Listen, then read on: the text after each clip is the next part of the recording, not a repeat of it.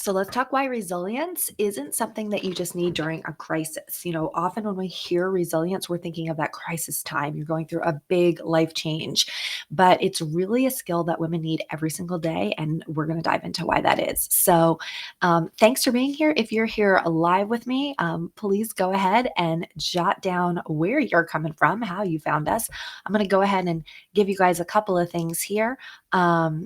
Let's go ahead and put this on here. This is a free workbook. It's 20 questions to change your life. So this is going to go along really well with what we're going to talk about today. But also, and I'll put that here really quick so you can see that. And let me change this here. Actually, this is going to send you over to the Resiliency Challenge. So 2 gifts for you today. One is the free workbook, the 20 questions to change your life.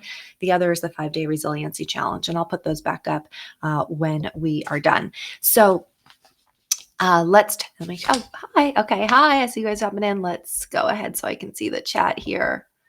And let me know if you've got questions as we're going through this and we're chatting. So a lot of times when we talk about resilience, well, first of all, let's define what resilience is. Resilience is the ability to bounce back. It's that when something happens and you get knocked down and you fall down and you're on your face, you have the ability to pick yourself back up. And this is a really important skill in life because why? We all going to get knocked down at some point, right? So this could be you get a diagnosis, a medical diagnosis, like when my daughter had cancer that you don't expect. Right? It could be that you get blindsided by a divorce. I mean, people kind of laugh and they're like, how did you not know when I was going through my domestic violence? I was blindsided because when you're in that situation, you don't really even see what you're in, right? It could be you get downsized. You go into your job one day and all of a sudden they're laying people off and you're like, oh my gosh, what happened? Right? It could be there's a sudden death that was unexpected, that is traumatic and a huge loss. So there's these different things that we can have. It could be a major life catastrophe. I mean, we just all went through the pandemic together, right? So this is massive crisis where you need resiliency to be able to get through tough times. But actually, resiliency is a skill you need for every single day and why is that? Because life throws you curveballs every single day. So this could be that you've got a toddler who's literally having a meltdown and you're stressed out and you've got to be somewhere. Hey, oh my gosh, all the way from Jerusalem. And you're stressed out and you're like, oh my gosh, I've got to deal with this phone call, or I've got to deal with this thing, and I've got to kid who's having a temper tantrum rolling on the floor, right? And when you have resilience, when you can bounce back for that, you're not going to spiral. You're not going to match that kid's energy, right? The other thing that we don't talk enough about is that confidence and resilience are really tied together because when you're resilient, when you're able to pick yourself back up, no matter what life throws at you, it builds your confidence. You really have this trust in yourself that no matter what happens, I'm going to be okay. No matter what life throws at me, I will be able to recover. No matter what crisis I have, I'll be able to get through it.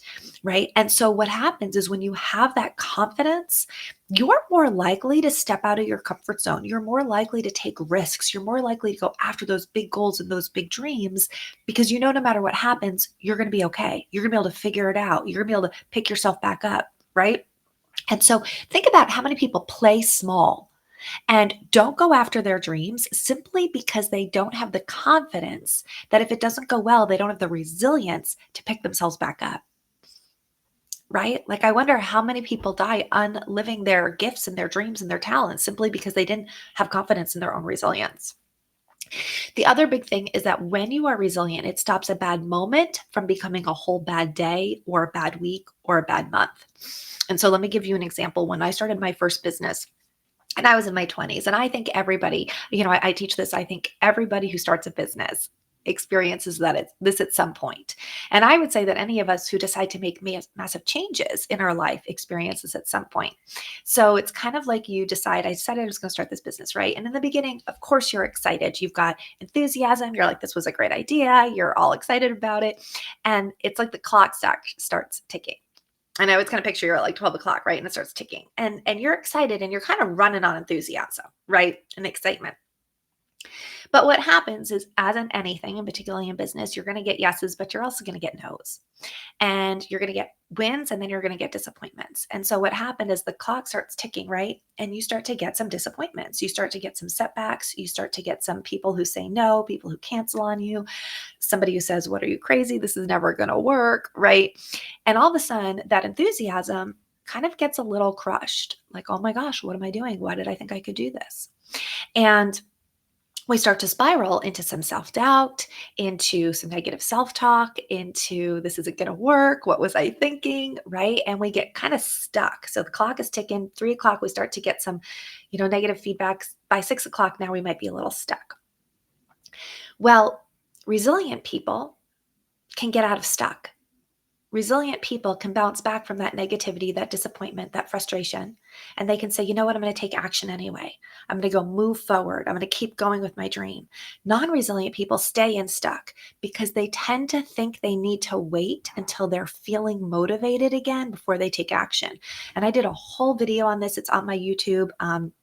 About motivation and action, and how action always has to precede motivation, and why those loop together. And so if you're kind of waiting for that motivation, you will always stay in stuck. But resilient people are able to take action regardless of how they feel, right?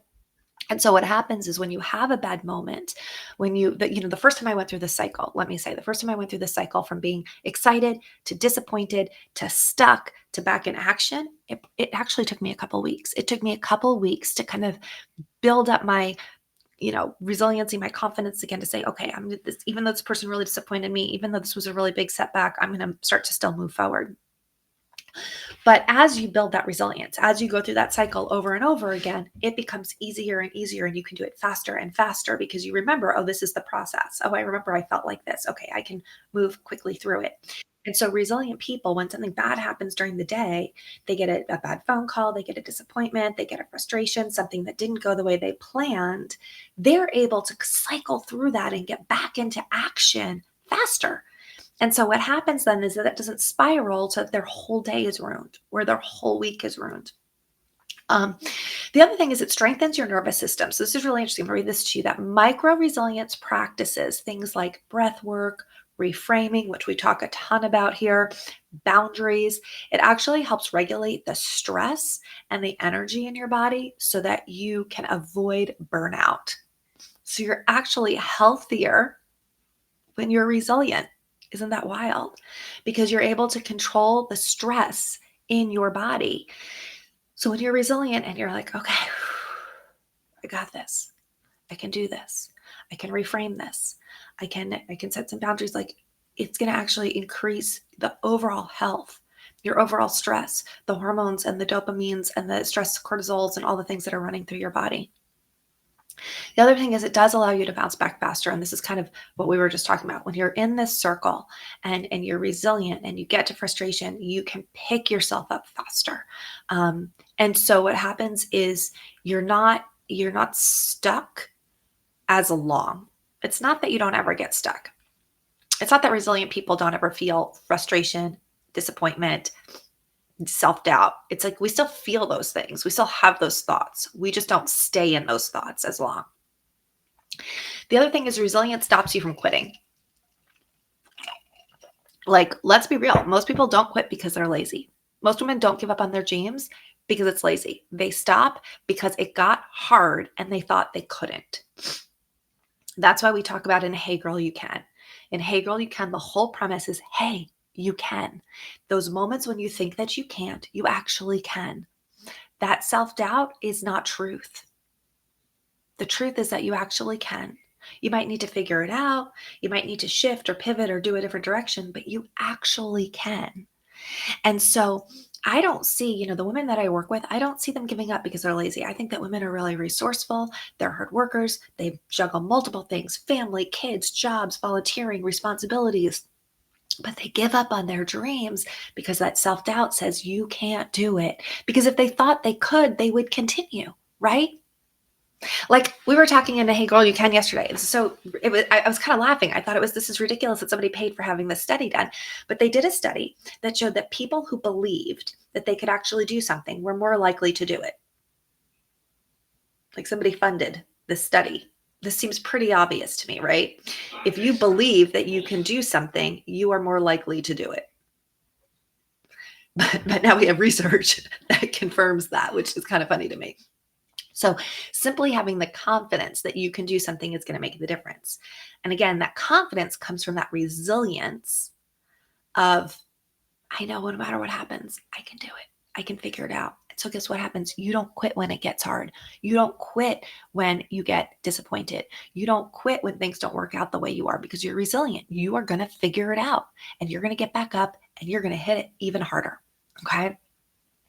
It also protects your dreams from perfection because resilient people, resilient women will take messy action. They don't wait until they feel ready. They just kind of build as they go. Resilient people don't wait for the perfect timing, the perfect situation, the perfect everything when life comes down. I have to tell you guys, oh my gosh, I have had so many conversations with the women I coach recently. This is a thing that I'm hearing over and over again. I'll probably do a whole other series on this of right now, life is crazy. Right now, I just have so much going on. I want to go after this goal. I want to go after this dream, but right now, I just have da da da da da. Now, there are some people who have a legitimate, real right now. They literally just got a diagnosis of something that they were not anticipating. They literally just had a family member who ended up in the hospital. They just, they're going through something that truly I would consider a crisis. But 99%, it's just life.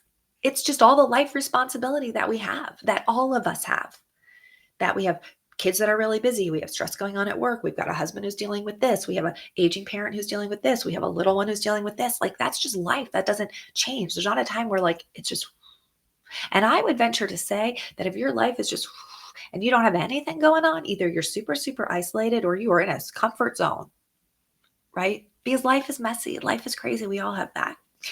And so when we're waiting for this perfect time when life isn't crazy and life isn't messy and everybody's happy and the kids are this and the parents are here and the job is, then we don't do anything. We're waiting for this perfect season that really never exists. There's a phrase I heard early on growing up when I was starting my business. I would say growing up because I was so young when I started my first business, but it was women, you are either in a crisis, finishing a crisis, or you are getting ready for your next one. That is just life.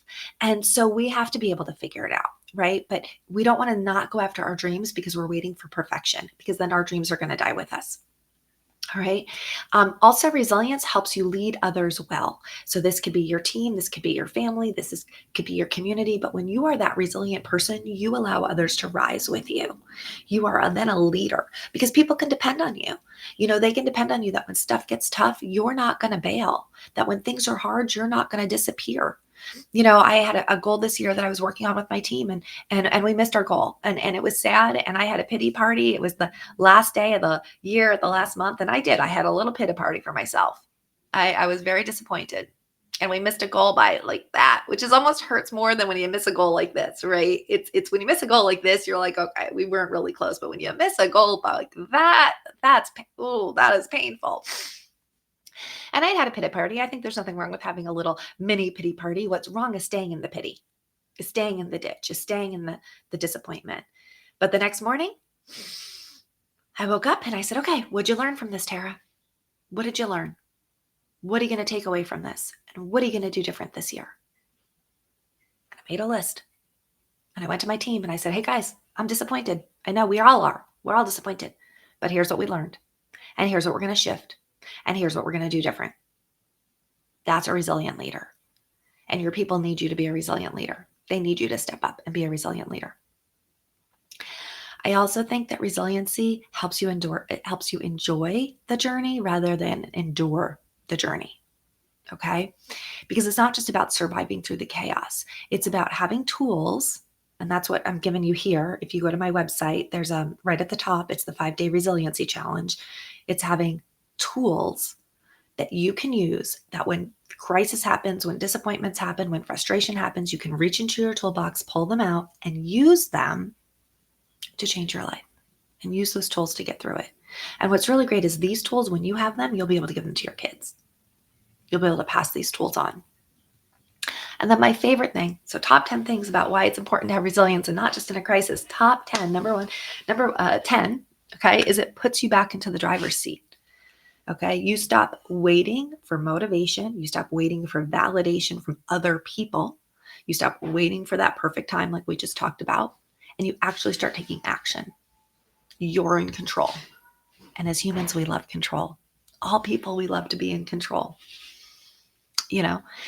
This is why I think it's going to be very interesting to see what happens with self-driving cars. I've talked about this before. There's a study that the reason that people drive cars, even though it is the single most dangerous activity that we participate in a daily basis, but yet we still do it. Like, we know logically, millions of people die in car accidents. I think it's 90 a day in the United States, when I last looked, that die in a car accident, and yet we still do it all the time. And they found that the reason that we do is because we put our hands on a steering wheel. And that physical act of putting your hands on a steering wheel tricks your brain into thinking that you have control. Now, obviously, you do not have control. I live in New Jersey. There are tractor trailers, going 90 miles down the Jersey Turnpike. Like, you are not in control. But the act of putting your hand on the steering wheel tricks you into thinking, I have control. And so that's why we drive. But with self-driving cars, we don't have that. So I have to say, my partner has a Tesla. I will not drive his car. When we turn everything off and I have to drive it, and he's like, don't you want to use the self-driving? And I'm like, no, I am too scared to use the self-driving. I need the control. Now, the irony of this is that I was voted worst driver of my senior class, like in the yearbook. So probably the car is a better driver than I am. Like, let's be real, right? But I don't feel that sense of control. And so as humans, we like control. And resiliency gives us control. Resiliency tells us we can figure it out, we can manage it, we can have it. Resiliency is a muscle. And if you've been in any of my training, you know that I talk about this. It's like a muscle. And the only way a muscle gets stronger is by breaking it down, by hurting it a little bit so it grows back stronger. So resilient people know that the hurt, the pain, the breaking down is part of the process of getting strong. And they don't run away from that. They don't run away from pain. They don't run away from getting hurt. They're willing to go through that process so that they can come back better, so that they can bounce back better. And this is where we try to protect our kids from pain, and we actually make them very weak. Because being able to pick yourself back up when life is hard is a necessary skill in survival, right? In being able to get through stuff. So if we're waiting, and saying, well, I don't want to be ever hurt. I don't ever want to be disappointed. I don't ever want to be sad. I don't ever want to feel frustration. You will be weak because you will not have built that resiliency muscle. Now, hopefully what we do is we give our kids a safe environment to kind of experience those negative things when they're young and the stakes are really small. Because that way, if it is a really big one, we can come in and we can pick them up and we can help them, right? So that by the time they're adults and the stakes are high, they've built that muscle. Now, some of us have had to become resilient, not by choice, but because life threw horrible, terrible things at us that we had to learn how to bounce back from. And some of us have been very lucky, and we really have not had massive life crisis things that have happened to us. But all of us need to become resilient because of how it affects our lives on a daily basis, Wouldn't it be great if you could go through your life and you could wake up every day, and no matter what life was thrown at you that day, you would not get rattled. You would not get thrown off course. You would not be, diverted. And if you did temporarily, you'd have the skill to get back on. All right. So I would love to hear from you. Number one, on a scale of 1 to 10, and if you're watching the replay, put it in the replay because I do look at all the comments. On a scale of 1 to 10, 1 being, I know I am not very resilient. And, things really trip me up. I get discouraged. I give up. I question. I stay in that self-doubt. I'm not going after my dreams and my goals. There are things that I really, really, really want, but I just am not. I'm like stuck. I'm not going for them. That's a 1. A 10 is, girl, I'm on fire. No matter what happens, I am resilient. I can pick myself back up. Nothing's going to stop me. Nothing's going to hold me down. The whole world could be on fire. I'm going to keep going. That's a 10. Okay, where are you? And then here's what I have for you. So I'll put this back up. I've got 2 things for you, whichever one serves you better. This is the 5-day resiliency challenge. This is 5 days I'm going to drop into your inbox. And every single day, you're going to get a different tool to build your resiliency. Okay, so that's what that is. This is a free workbook with 21 questions to change your life. If you really need to start evaluating where you are in life and what's going on, these are the questions to help you. Now, if you're like, I need more of this, I need more of connection and mentorship and support, and I'm looking for a community of women who are doing life big, who are doing life together, where I can really grow both personally and professionally, that's where you want to get connected into my community, the Hey Girl You Can community. These women are incredible. And what we do is we connect, we do a networking event every month so we can all connect and get to know each other and collaborate. We do co-working sessions together so we can just get stuff done and off of our to-do list. We also do a Q&A. So if you're looking for mentorship and coaching without a high ticket price tag, this is your group because you can submit your questions all month long. I go live and then I do the coaching with that and the answering those questions and all of that kind of stuff. And then the best part is every single month we do a workshop, and our workshop is either one that's going to grow you professionally or one that's going to grow you personally. So for example, this week we did a whole deep dive into the DISC personality styles and what those are, and how knowing your style and understanding how to know other people's styles is going to help you both personally and professionally, and just really, really elevate your people skills onto like a steroid level. Next month we'll have a different class. Okay. And next month will be business focused. Also, there's a whole library of resources and it's constantly getting updated. So we just dropped in a 42-page guide on how to do email marketing using ChatGPT and how to do it in a way that is true to your brand voice and keeps you in your emails so that it doesn't become, so AI generated, but allows you to really be able to do more in less time. Next month, we have a resource that's dropping in. It's a journal on how to change habits, really getting to think about the habits that you do, because your habits really define who you are and the future that you create. And so some reflection on like, what are the habits that I have that are serving me? What are the ones that aren't serving me? And how do I make those shifts? And so what happens is when you join, you get access to everything that's been in prior. So you get all the previous workshops, all the previous classes and training, all the previous journals and workbooks and all of resources, that whole library. So, and whenever you join, you get locked in on the price that you joined. So even as the membership increases, your price never increases, which I really, really like. So, for the rest of your life, that's what it'll be. So if you want to know more, go check out the community. But I can't wait to hear, on a scale of 1 to 10, how resilient are you? Because when you're resilient, you are unstoppable. See you next week.